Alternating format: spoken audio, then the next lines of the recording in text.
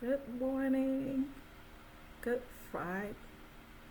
Good morning. Good Friday morning. Going live again on this Friday. Good morning. Hope everyone is well. Going live again on this Friday just to give 5 minutes on Friday and to give you something to think about. Going live again. Hope everything is well. Sitting here in Chicago, a little chilly today, but I'm still here. Is the most important and the most relevant thing, regardless of the weather or the temperature. I am still here. Good morning, everyone. It is currently about 8:07 in the Chicago area on a Friday. I am sure people are busy starting their day or still at home relaxing, and just wanted to come live again for 5 minutes before I begin my day. And as customary, let me start my timer to make sure I stay within my planned 5 minutes on today. Because, like I said before, combining a preacher and a minister, 5 minutes goes quick. So, good morning, or whatever time you may be watching this. This is being live on a Friday, 5 minutes on Friday, and just giving you something to think about. I put in the title today, Who Are You? Who are you? How do you define yourself?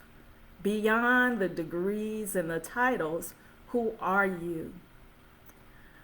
For close to 5 years, I had the privilege of doing ministry at Cook County Jail to the women detained there.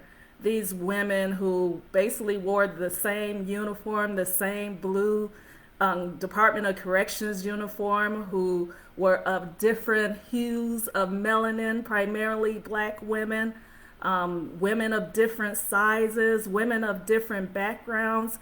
They would come into the sanctuary in this place that was basically white cylinder walls and a dark, dreary place. But in this sanctuary, which I named the sanctuary, the women would come for Bible study. And the women would sit there and wait for Bible study to begin. And the one question I would ask the women often is, who are you? Who are you? And often the women would look at me with a perplexed look and look around. Why is she asking me who I am? She sees my situation. She sees where I'm located. Why is she asking me, who are you? I asked the women this question because I wanted them to begin to look beyond their situation. I wanted them to look beyond the situation that caused them to be at Cook County Jail. I wanted the woman to know who they were beyond what the judge may say or what the paperwork may say or the prosecutor or the defense. I would ask these women this question, who are you? Because I wanted them to know that they still were God's child, that they still were loved, that they still had a purpose here. Recently, I attended a session with Dr. Jamie Edie Chisholm, who is the death doula, who deals with situations of grieving beyond just the loss of a loved one.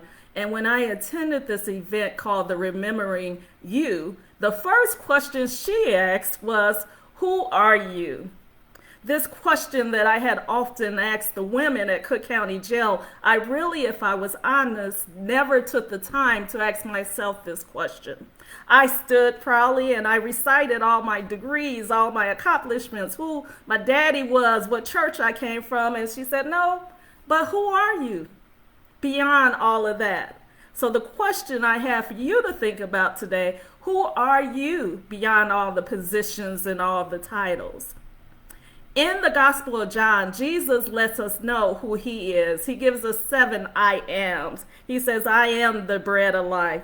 I am the light of the world. I am the door. I am the good shepherd. I am the resurrection and the life. I am the way and the truth. I am the vine. So that question of who are you, I often contemplated and used for so long, and then I had to decide who I was. I finally developed an answer, and the first person I text to say, or messenger to say, I finally know who I am. And I told her, I am God's masterpiece, woven in rich chocolate femininity. So now when I walk into a room or into certain circles and someone asks me, who are you? I am God's masterpiece, woven in rich chocolate femininity. So the question I have for you today to ponder is, who are you?